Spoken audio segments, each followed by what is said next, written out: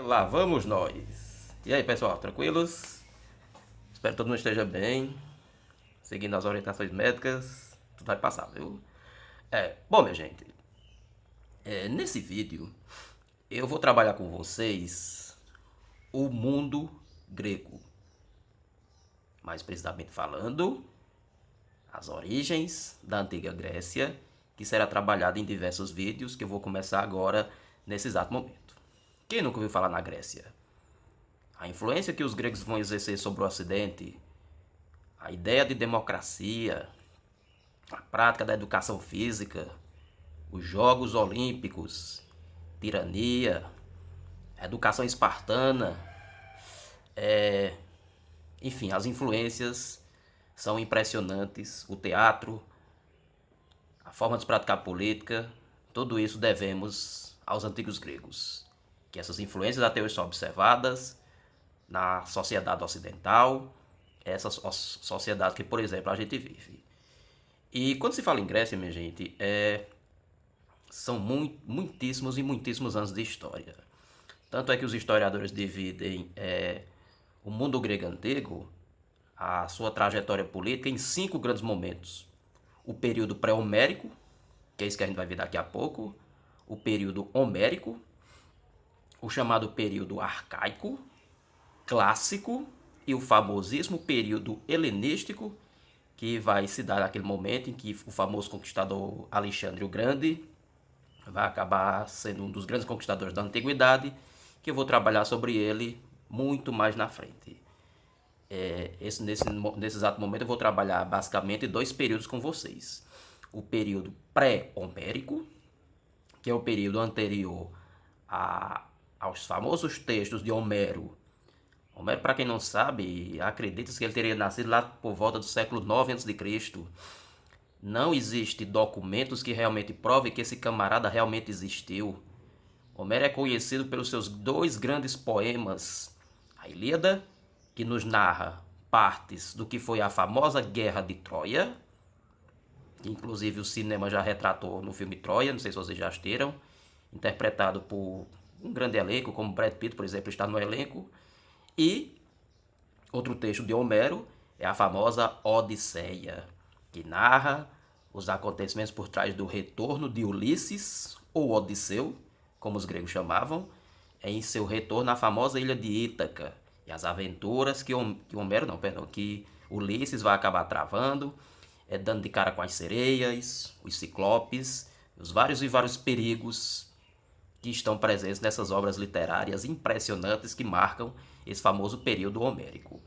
O que a gente conhece do período homérico, que a gente vai ver daqui a pouco, vem através desses textos atribuídos a esse poeta chamado Homero, que não existe documentação que prove que esse camarada realmente existiu, mas esses textos são uma importante fonte documental para a gente entender como viviam os antigos gregos durante o seu período de formação política, econômica e, por que não também dizer, territorial.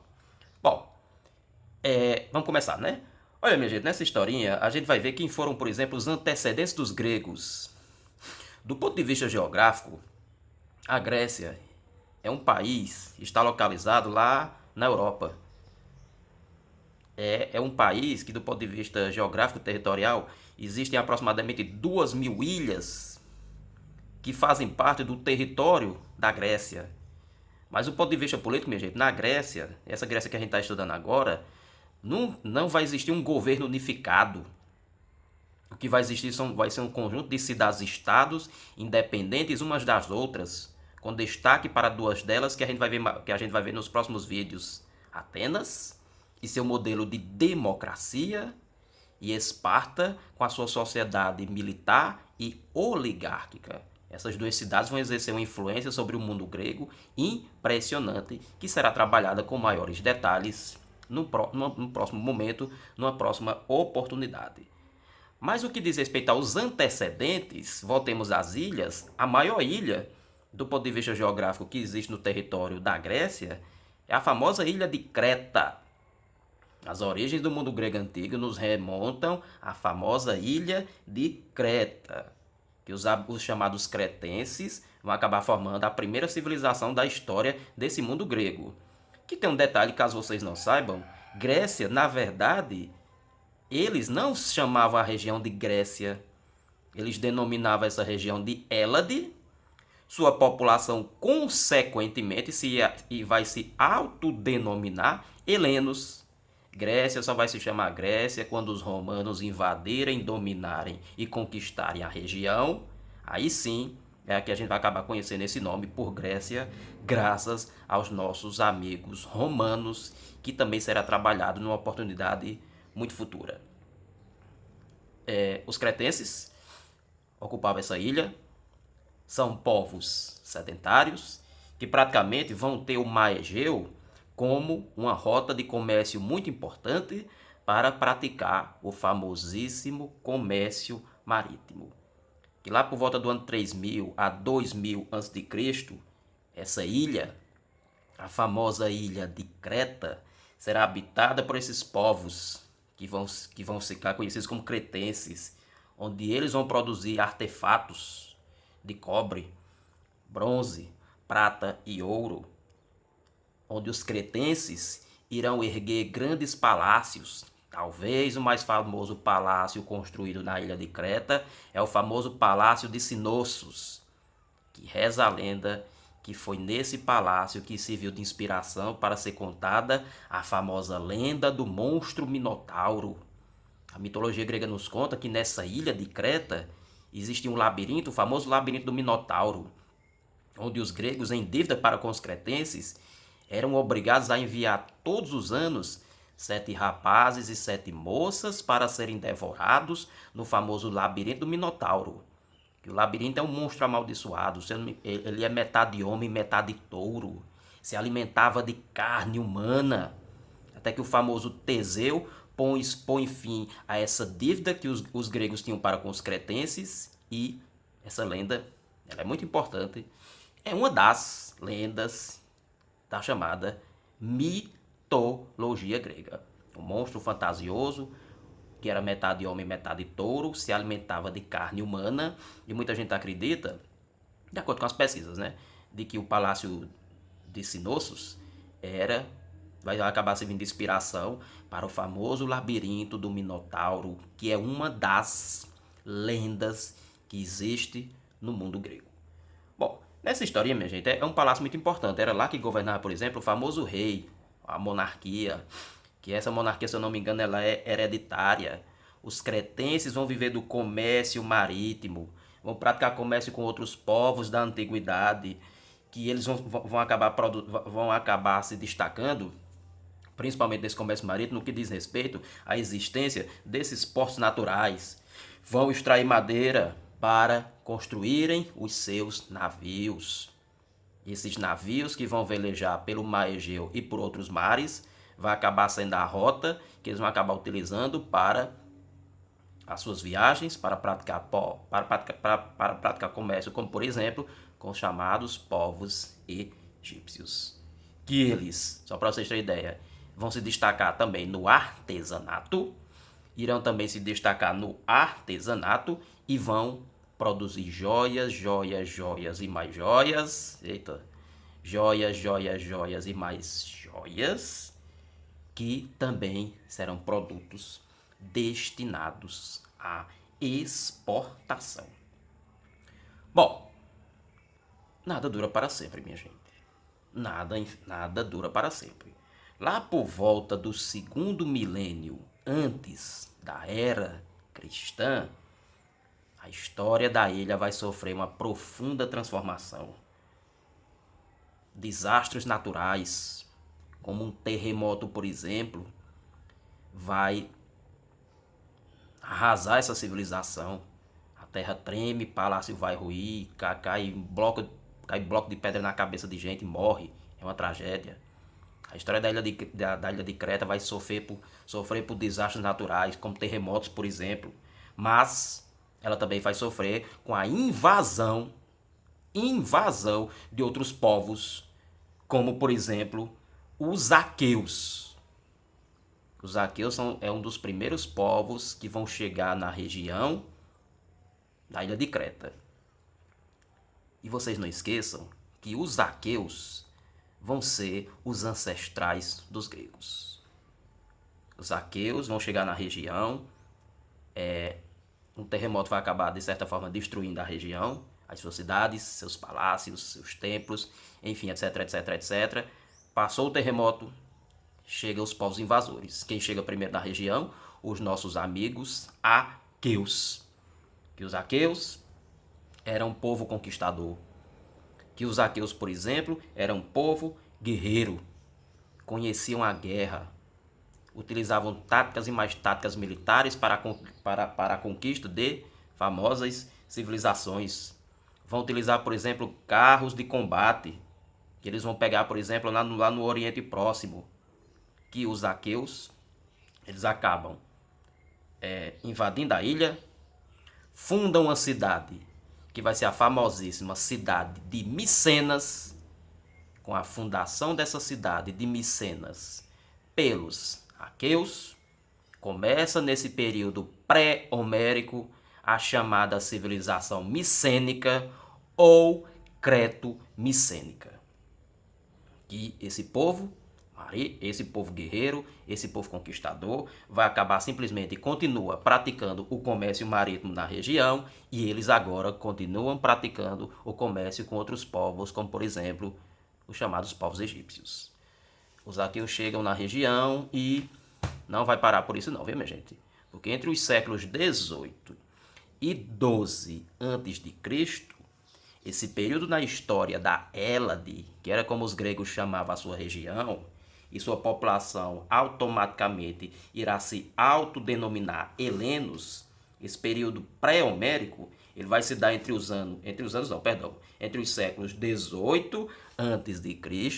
até o século 12 a.C. Os aqueus chegam na região, vão formar essa civilização. Depois é a vez dos eólios também chegarem no território da Grécia. Logo em seguida vem os nossos amigos jônios. E, por último, chegam os dórios. Os dórios é mais um povo guerreiro, é mais um povo conquistador, que só para vocês terem uma ideia, são os dórios que vão acabar sendo os fundadores da famosa cidade de Esparta. E os espartanos vão acabar herdando dos dórios essa ideia de militarismo, etc, etc, etc, que vai ser trabalhado numa oportunidade futura. Mais uma vez, viu? Aqueus, eólios, jônios e dórios são os ancestrais dos gregos. São esses povos que em diferentes épocas, são esses povos que em diferentes momentos vão acabar ocupando o território da Hélade e consequentemente serão os ancestrais dos gregos, ou helenos, como eles se autodenominavam. Que com a chegada dos dórios, lá por volta do século 12 a.C., começa o famoso período homérico. Mais uma vez, esse período é chamado porque devido que as informações que a gente tem desse período nos vêm dessas duas obras literárias. A Ilíada, que narra os acontecimentos finais da Guerra de Troia, o episódio do cavalo de Troia, etc, etc, etc, e a Odisseia, que nos narra o retorno de Ulisses ao famoso reino de Ítaca, com suas aventuras, enfrentando os ciclopes, Circe, as sereias, por exemplo.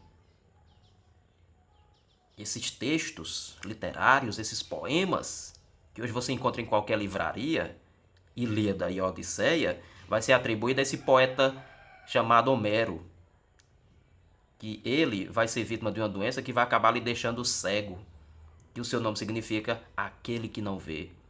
A chegada dos dórios na região inicia-se o chamado período homérico.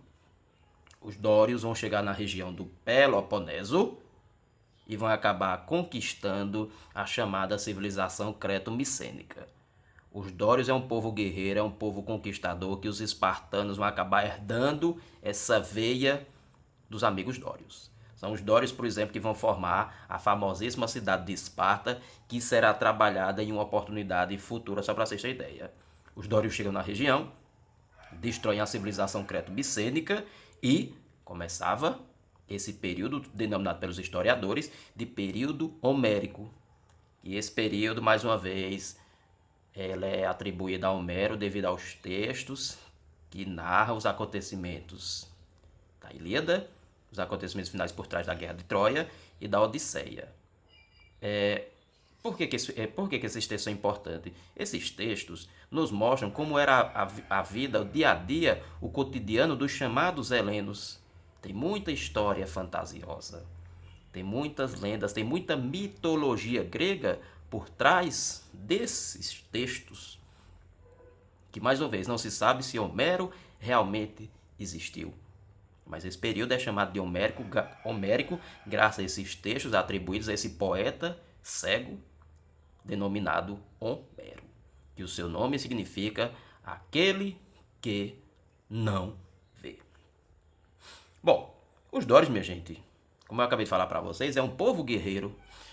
Os dórios, como eu acabei de falar para vocês, é um povo conquistador, que eles vão utilizar, por exemplo, armas feitas de ferro, que era uma novidade até então na época, eram desconhecidas, eram inéditas, guerreiro nenhum utilizavam armas de ferro, os dórios vão acabar trazendo essas armas de ferro para a região, e eles vão saquear, pilhar, destruir, enfim, vão fazer um estrago danado na região e passar tudo isso, a população grega ou helênica, como queiram, eles vão simplesmente viver da agricultura e da criação de animais.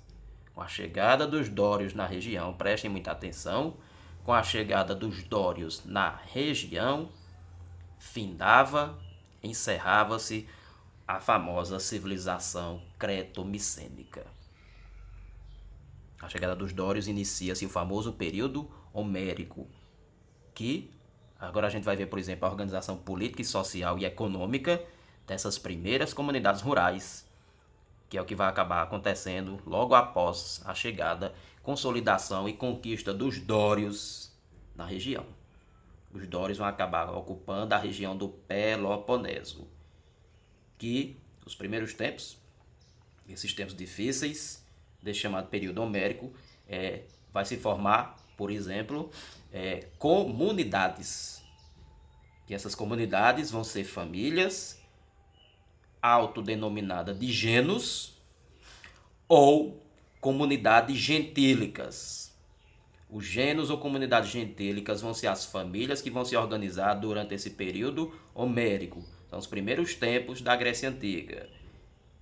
Esses genos ou comunidades gentílicas vão ser lideradas por um chefe guerreiro, onde a terra pertence a todos, isto é, o trabalho será coletivo e todos vão produzir para o seu próprio consumo. A terra pertence a todos. A todos quem? Todos os membros das chamadas comunidades gentílicas. Genos são o nome dessas comunidades, dessas famílias que vão habitar esse território da Hélade. Vão trabalhar e viver para o seu próprio sustento. A terra pertence a todos. O trabalho é simplesmente coletivo. Tudo pertence a todos.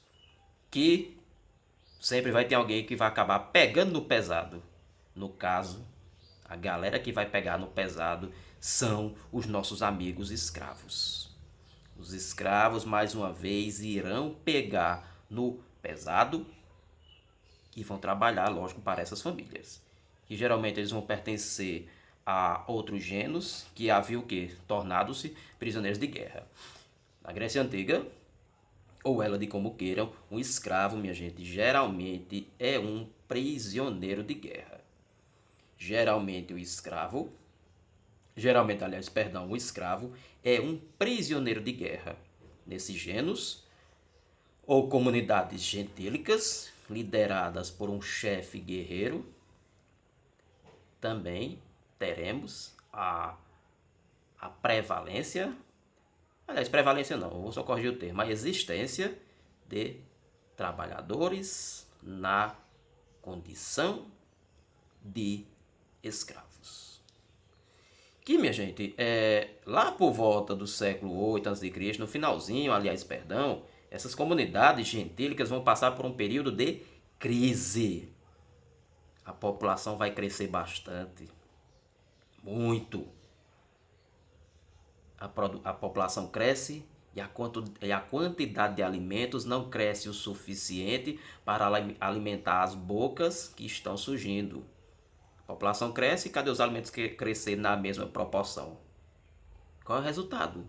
Uma crise. O planejamento familiar, se é que existia esse termo na época, vai passar por uma crise muito impressionante. A população cresce e a quantidade de alimentos não atende à demanda, não atende, aliás, a galera que está nascendo nesse exato momento. Muita gente, pouca comida. Muita gente, pouca comida. Resultado, crise. Tem gente demais e comida de menos. Isso vai ser uma verdadeira crise que essas comunidades gentílicas vão acabar vivendo. E sem contar de que as melhores famílias vão acabar se apropriando das melhores terras. Muita gente não vai conseguir sobreviver. Muita gente não irá conseguir sobreviver de forma alguma. Resultado, eles vão ser obrigados a deixarem suas terras de origem e procurarem outras terras mundo afora. Que é aí, por exemplo, que vai começar a ideia, por exemplo, da chamada colonização grega. Que aí vai começar, por exemplo, a ideia da colonização grega. Devido a essa crise de terras, essa crise de alimentos, as famílias se apropriando de várias terras, algumas sobrando nessa história, a saída para os gregos vai ser simplesmente a colonização de novas terras. Mas sobre essas colonizações eu vou deixar para trabalhar ela no momento mais apropriado. E é isso, minha gente. Eu trabalhei as origens dos gregos, os primeiros tempos da Hélade. Eu espero que vocês tenham gostado. É um período muito interessante. Vocês não esqueçam que a Grécia exerce uma influência impressionante e esse assunto está apenas começando. E eu vou trabalhar com maiores detalhes nas próximas aulas. Como é que vai se dar esse processo de colonização grega. Sim, os gregos vão buscar territórios fora de seus locais de origem. E é isso aí, minha gente. Se gostou, não esqueça de dar o joinha e até o nosso próximo encontro. Valeu, pessoal!